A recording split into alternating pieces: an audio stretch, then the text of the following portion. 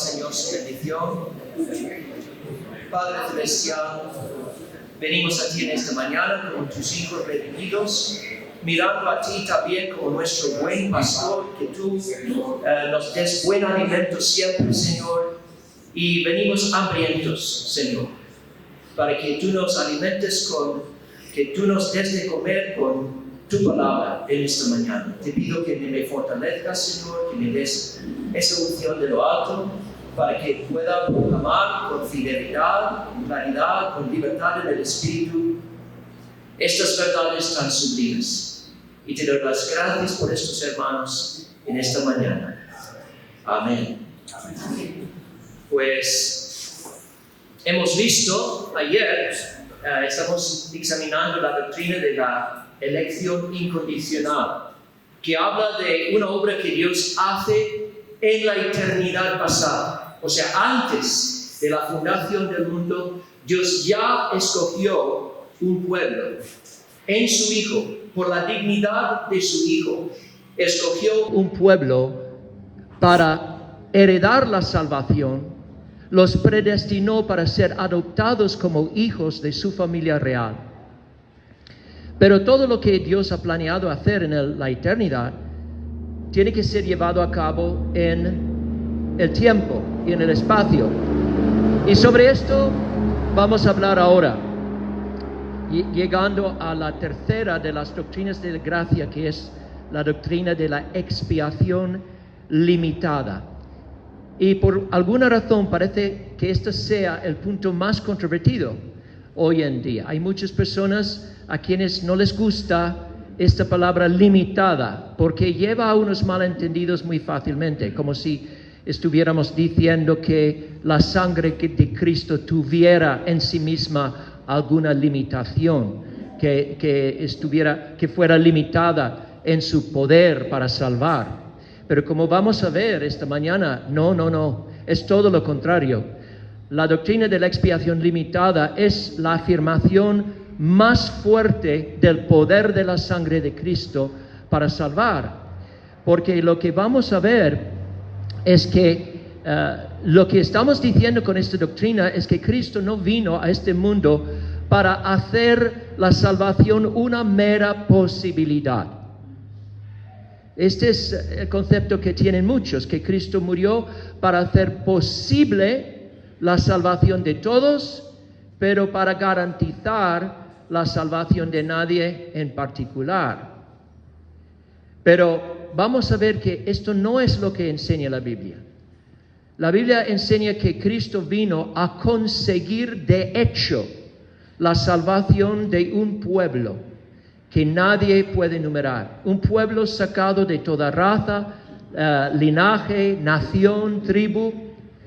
Y cuando Él murió en la cruz y cuando Él dijo, consumado es, ya había conseguido la salvación de ese pueblo. Ya había comprado ese pueblo y no quedaba ninguna duda en cuanto a su futuro, porque ya habían sido rescatados de la condena eterna por la sangre de Jesús. Así que vamos a considerar este tema mirando primero algunos pasajes del Antiguo Testamento, porque esta doctrina de la expiación limitada comienza en el Antiguo Testamento. Y luego vamos a pasar al Nuevo Testamento y ver algunos pasajes que enseñan esa doctrina.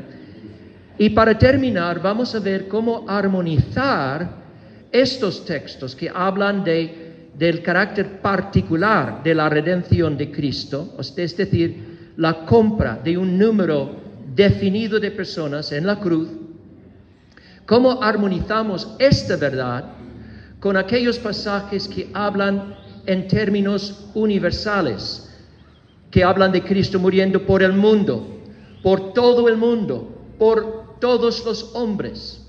Y a veces como calvinistas tropezamos un poco sobre estos textos, no sabemos cómo juntar todos estos textos, pero yo creo que es esencial que lo hagamos, porque si no, vamos a perder algo muy importante y nuestra evangelización va a faltar algo.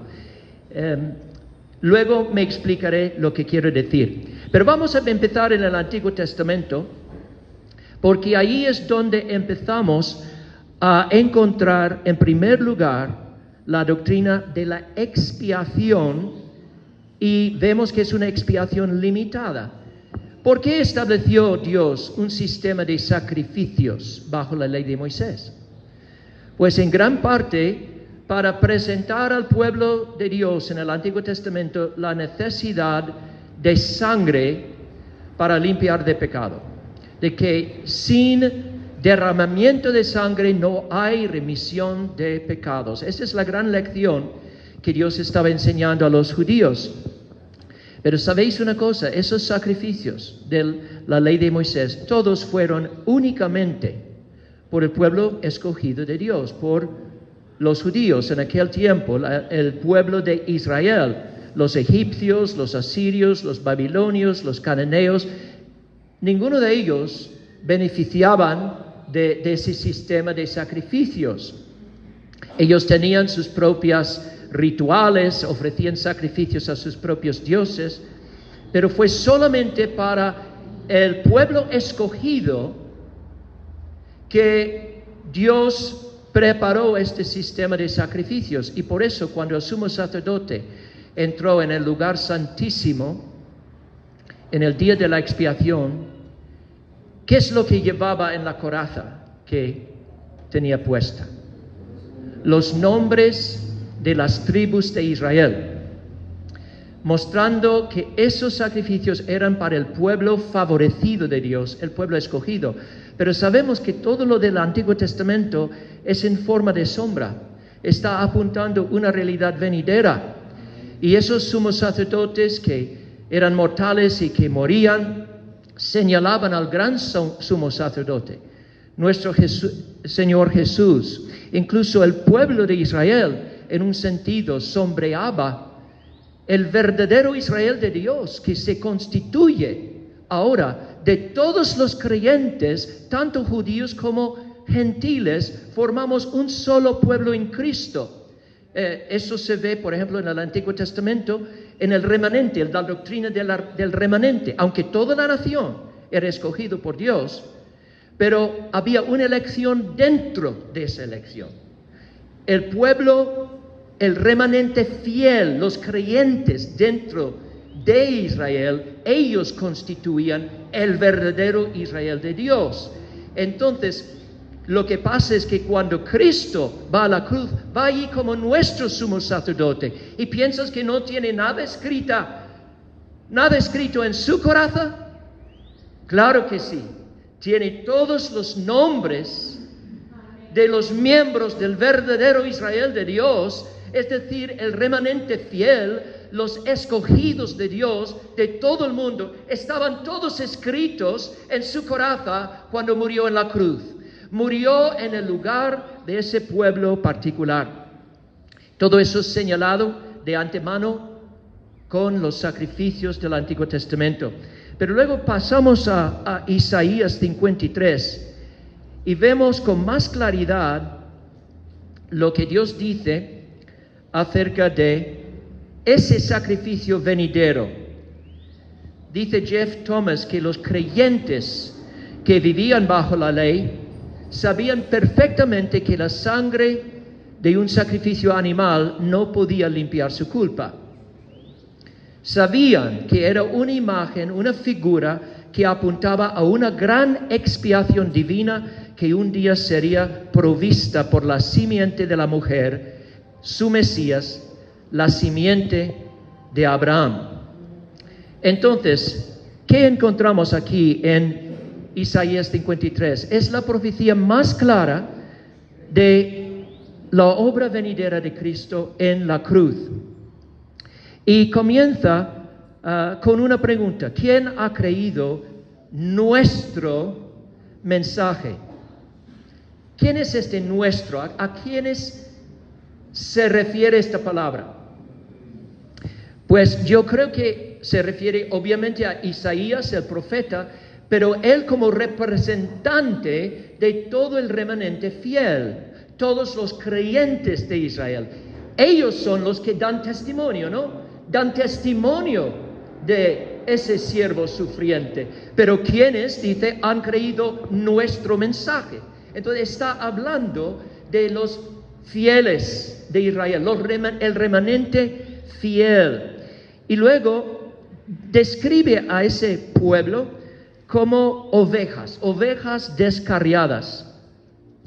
Y dice, todos nosotros nos descarriamos como ovejas, nos apartamos cada cual por su camino, pero el Señor hizo que cayera sobre él la iniquidad de todos nosotros. Otra vez, ¿quiénes son estos nosotros? Mira el versículo 8. Por opresión y juicio fue quitado. Y en cuanto a su generación, ¿quién tuvo en cuenta que él fuera cortado de la tierra de los vivientes por la transgresión ¿de quién? Mi pueblo. O sea, hay un enfoque particular. Este siervo sufriente va a sufrir por el pueblo de Dios. ¿Tú perteneces al pueblo de Dios? Amén. Entonces, es una clara referencia a los creyentes, tanto judíos como gentiles, todos los que van a creer algún día en el Mesías. Fue por ellos en particular que Cristo dio su vida. Ellos son el pueblo del Señor. Se describen también como los muchos en el versículo 12. Dice, por tanto yo daré parte con los grandes y con los fuertes repartirá despojos, porque derramó su alma hasta la muerte y con los transgresores fue contado. Perdona, quería citar el versículo 11. Debido a la angustia de su alma, él lo verá y quedará satisfecho. Por su conocimiento, el justo, mi siervo, justificará a muchos y cargará las iniquidades de ellos.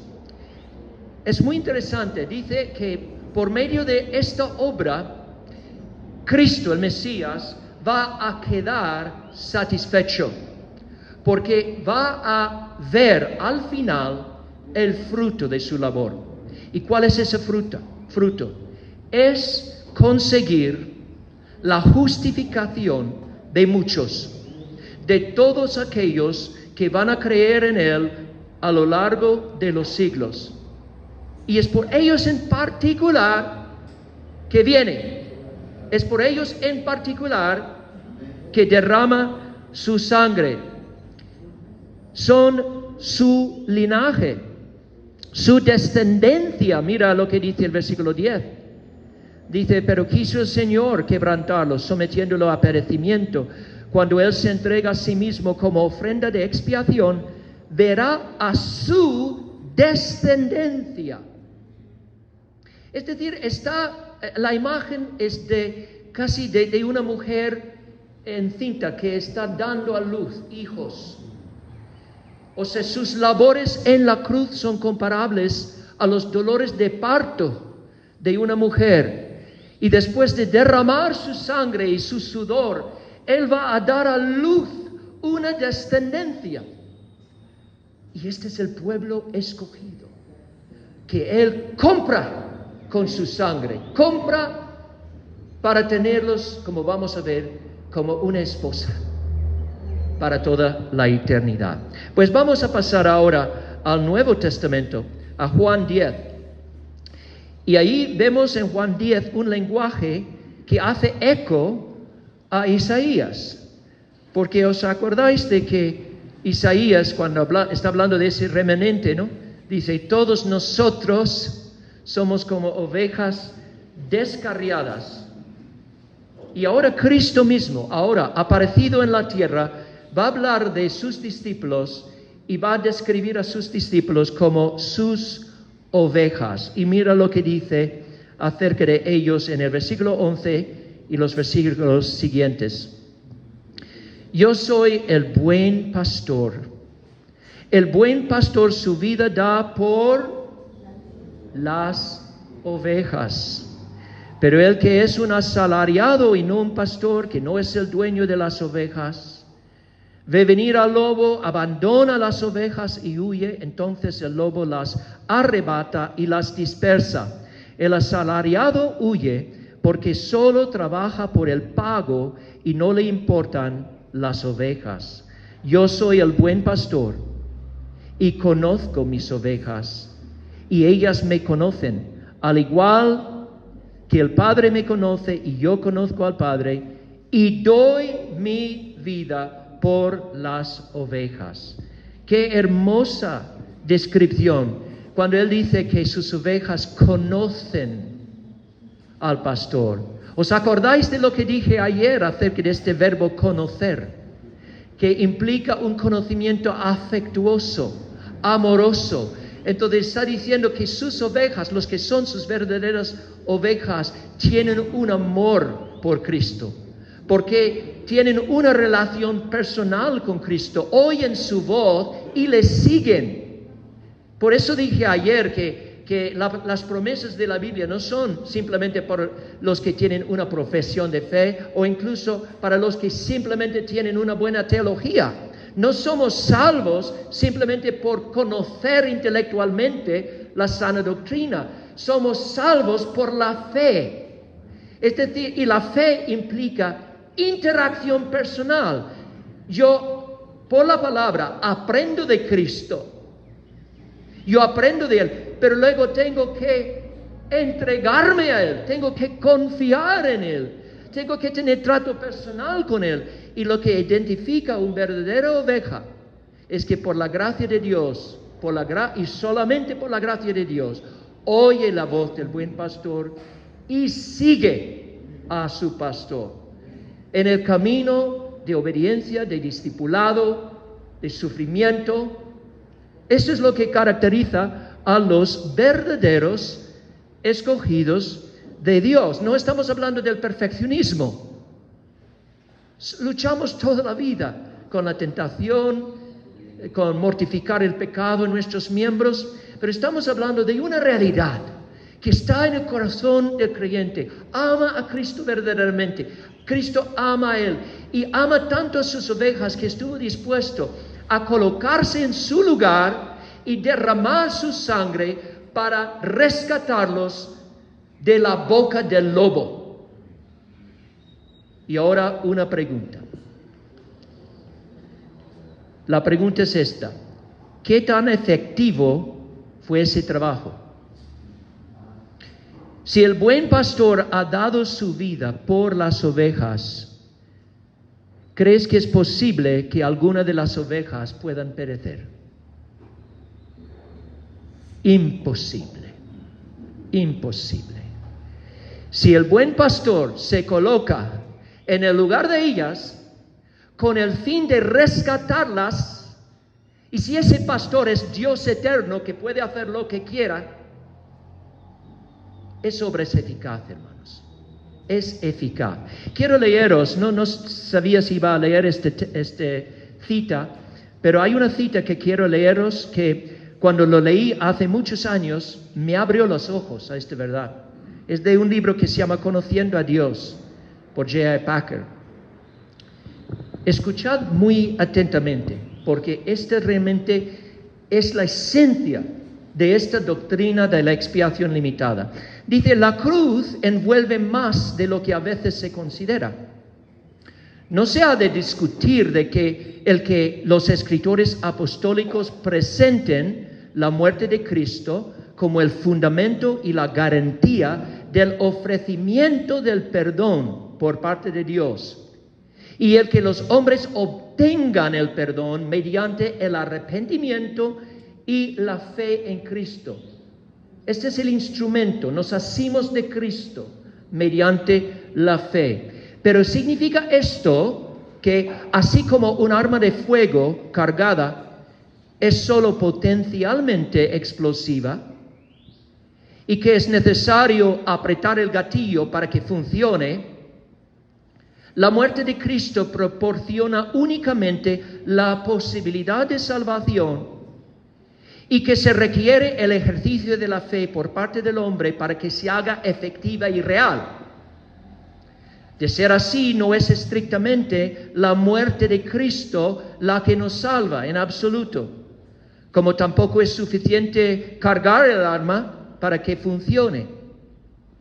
Hablando estrictamente, nos salvamos nosotros mismos mediante nuestra propia fe, según nuestro conocimiento, y podría darse el caso de que la muerte de Cristo no hubiese salvado a nadie, ya que podría haber ocurrido que nadie creyese el Evangelio.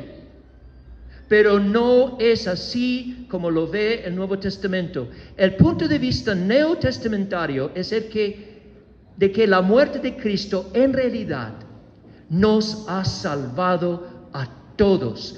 Vale decir, a todos aquellos a quienes Dios conoció anticipadamente y ha llamado, justificado y a su debido momento glorificará. Y esta es la frase clave. Porque nuestra fe, que desde el punto de vista de hombre constituye el medio de la salvación, desde el punto de vista de Dios constituye parte de la salvación. Y es tan directa y completamente el don de Dios para con nosotros como lo son el perdón y la paz que vienen por la fe. Psicológicamente, la fe es algo que parte de nosotros, pero la realidad teológica de la misma es que se trata de la obra de Dios en nosotros. Tanto nuestra fe como nuestra nueva relación con Dios como creyentes y todos los dones divinos que se disfrutan dentro de esta relación nos fueron todos asegurados por la muerte de Cristo en la cruz. Porque la cruz no constituye un hecho aislado. Fue más bien la cuestión central en el eterno plan de Dios de salvar a los escogidos, y ella aseguró y garantizó primero el llamado, luego la justificación y finalmente la glorificación de todos aquellos por los que en forma específica y personal murió Cristo. Para resumirlo brevemente, la muerte de Cristo no solo fue cargar el arma. Cuando Cristo murió en la cruz, Él apretó el gatillo. Completó la obra de salvación en la cruz. Y por eso ha ganado el privilegio de recibir de manos de su Padre una esposa. La esposa que Él compró. Vamos a Efesios 5 ahora, hermanos. Efesios 5. No sé cómo voy de tiempo, pero... sí. Ok. Efesios 5. Otro pasaje clave mostrando el carácter particular de esta redención. Leemos en el versículo 25. Maridos, amen a sus mujeres, así como Cristo amó a la iglesia y se dio él mismo por ella, para santificarla, habiéndola purificado por el lavamiento de agua con la palabra, a fin de presentársela a sí misma una iglesia en toda su gloria, sin que tenga mancha, ni arruga, ni cosa semejante, sino que fuera santa e inmaculada. Hermanos, yo tengo un amor por todas las hermanas de mi congregación, por todas las hermanas aquí, pero no es el mismo amor que tengo por mi esposa. Hay un amor muy especial que tengo por ella. Y es así con Cristo y su iglesia. La iglesia realmente es el pueblo escogido de Dios. Y está diciendo claramente que Cristo hizo varias cosas por su iglesia. Primero la amó con ese amor especial que un novio tiene por su prometida, un marido tiene por su mujer. Y ya que tenía ese amor, se entregó por ella, para lavarla con su sangre y luego santificarla, es decir, purificarla de todo pecado, de toda mancha. Recibimos un lavamiento completo en el momento de creer en Cristo, como vemos en Juan 13, ¿no? Pedro dice, lávame por completo. Y Cristo dice, ya lo he hecho, Pedro. Cuando creíste en mí, recibiste un lavamiento completo. Y ahora andando por este mundo tan sucio, te vas a manchar los pies. Entonces diariamente te lavo los pies. Así que recibimos esa limpieza continua en la sangre de Cristo. Y Cristo santifica su iglesia por la palabra. Dice Cristo, estáis limpios por la palabra que os he hablado. Pero por falta de tiempo quiero ir adelante, porque hay muchos textos, muchísimos textos que podría señalar que hablan de este carácter particular de la redención. Voy a mencionar algunos muy brevemente. Por ejemplo, en Apocalipsis 5:9, a lo mejor quieres apuntarlo, ahí la obra de Cristo se describe en términos del Mesías comprando un pueblo de toda raza, linaje, lengua y nación. Creo que son las 4 palabras. Pero dice, nos has comprado de. Es esta idea de selección. Dios seleccionó un pueblo de todas las naciones y luego envió a su Hijo para redimirlos de sus pecados. O podemos pensar en Hechos 20:28, cuando Pablo dice que Dios compró la iglesia con su propia sangre. Ahora, ¿tú piensas que Dios va a comprar algo y al final no recibirlo? No, si compró la iglesia, entonces va a recibir la iglesia. Es una compra eficaz. Y hay muchos pasajes así. Pero quiero pasar al último tema, que es muy importante. Hemos visto algunos pasajes que hablan del carácter particular y definido de la muerte de Cristo. Él se sustituyó en el lugar de una compañía favorecida de personas de todo el mundo. Pero ¿cómo compaginamos esto con aquellos textos que hablan en términos universales de Cristo muriendo por todo el mundo, por todos los hombres, etc.? Pues lo que tenemos que recordar es que la única manera de interpretar la Biblia de forma responsable es mirar fijamente en el contexto de cada pasaje. Y lo que vemos es que en muchos de estos pasajes que dicen Cristo murió por todos, Cristo murió por el mundo, estas expresiones ocurren en un contexto cuando los apóstoles quieren hacer hincapié en cómo esa obra de Dios se extiende a todas las naciones del mundo. O sea, quieren recargar el hecho de que la gracia salvadora de Dios no se limita a una sola nación, a un solo pueblo, sino abarca toda la humanidad, en el sentido de todos los pueblos de la tierra. Y vamos a ver esto en algunos textos. Por ejemplo, Mateo 3. Vamos a Mateo 3. Y en Mateo 3:5, hablando del ministerio de Juan el Bautista, dice, y salía a él Jerusalén y toda Judea y toda la provincia de alrededor del Jordán, y eran bautizados por él en el Jordán, confesando sus pecados. Cuando dice que toda Judea, toda Jerusalén se bautizó, eso quiere decir que todos y cada uno de los habitantes de esas regiones se bautizaron. No, porque sabemos, por ejemplo, que los líderes religiosos que no creían en Jesús rechazaron el bautismo de Juan. Entonces, ¿por qué dice todo? Es una forma que usamos a menudo de hablar de un número grande, grandísimo. Es, por ejemplo, si yo digo, mira, hay una nueva película y tengo muchas ganas de verla, porque todo el mundo está saliendo para ver esa película y a todos les gusta. Pero ¿quiere decir que no hay nadie a quien no le guste esa película?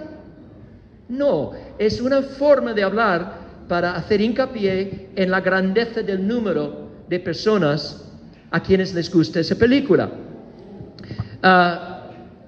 Consideramos ahora la palabra mundo. Vamos a Lucas 2. Y el versículo 1. Aconteció en aquellos días que salió un edicto de César Augusto para que se hiciera un censo de todo el mundo habitado. Este fue el primer censo que se levantó cuando Cirenio era gobernador de Siria. Versículo 3. Todos se dirigían a inscribirse en el censo, cada uno a su ciudad. Otra vez leemos todos. Pero ¿qué de los enfermos? ¿Qué de los viejos que eran demasiado débiles para hacer este viaje?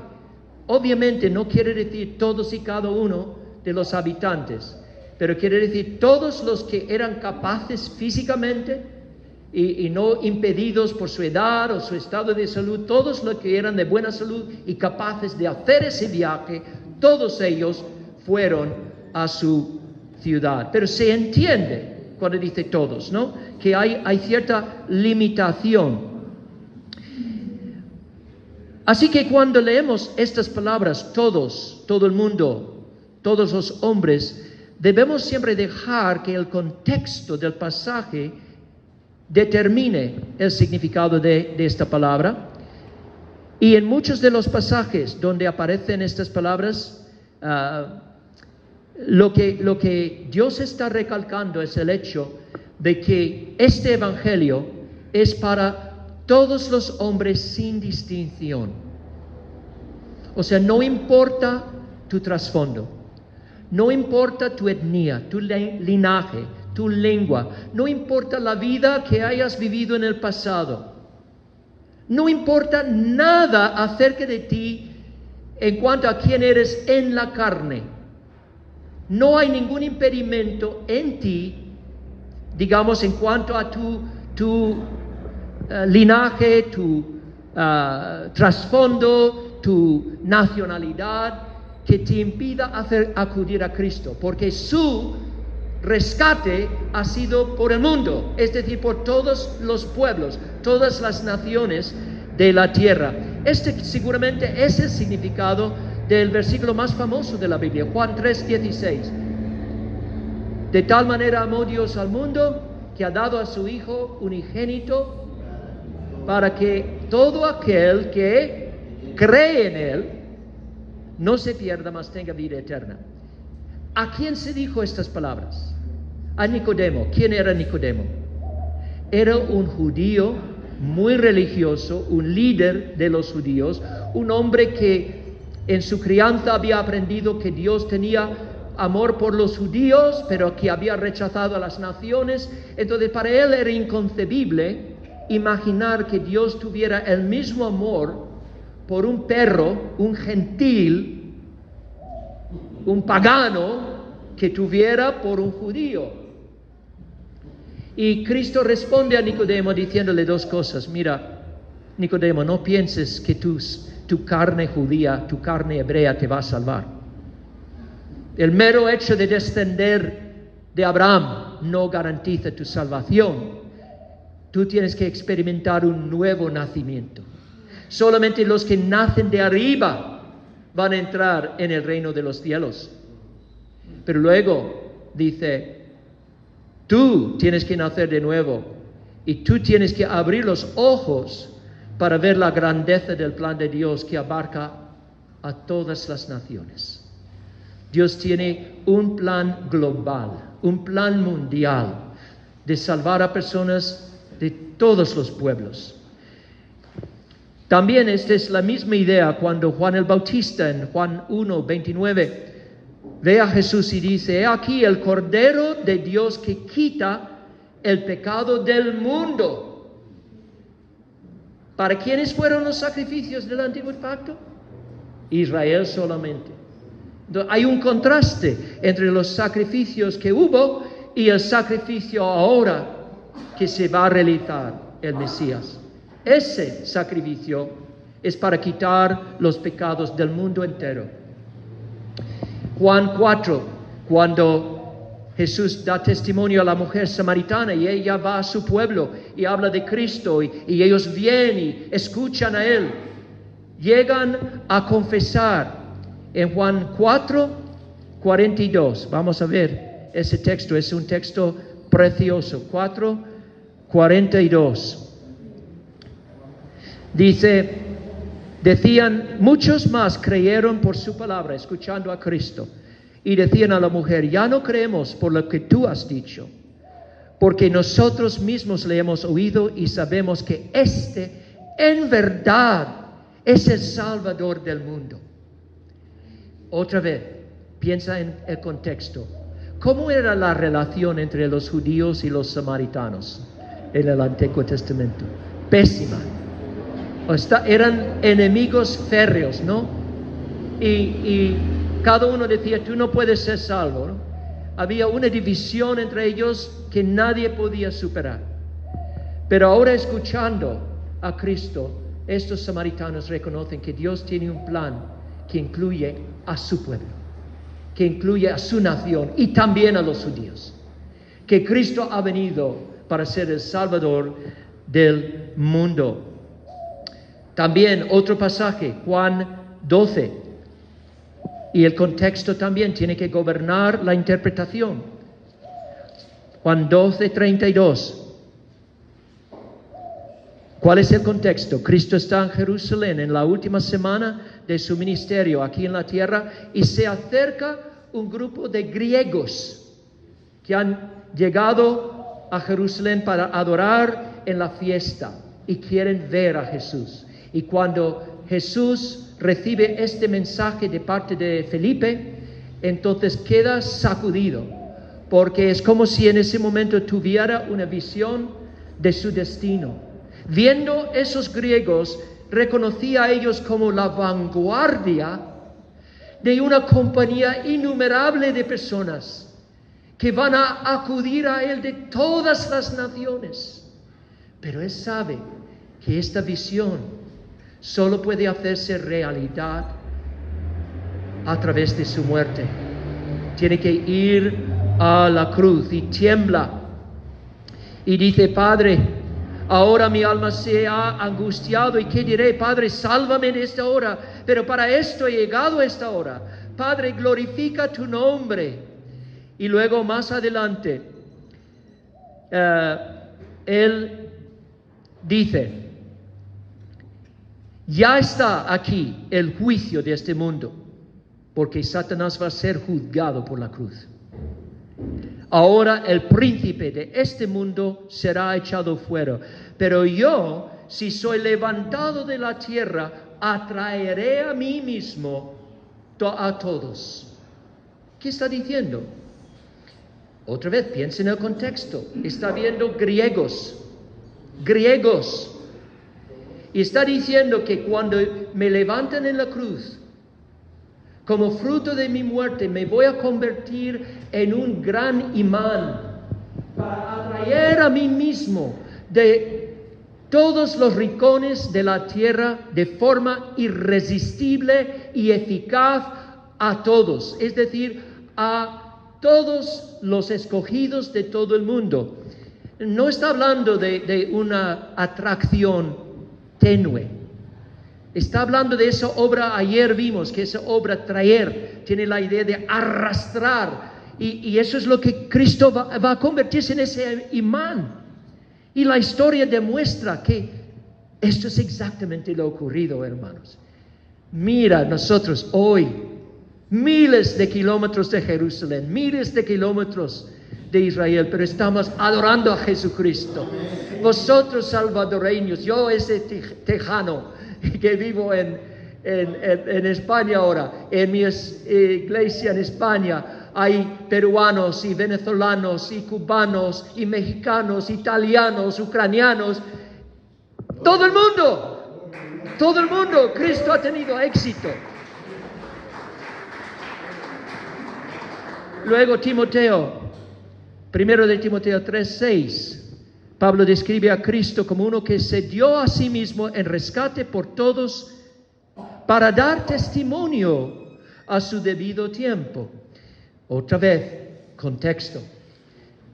Esta declaración ocurre en el contexto de una exhortación a la iglesia a orar. Orar por ¿quiénes? Por todos los hombres, es decir, toda clase de hombre, incluso aquellos a quienes muchas veces nos olvidamos de ellos, los reyes, los gobernantes.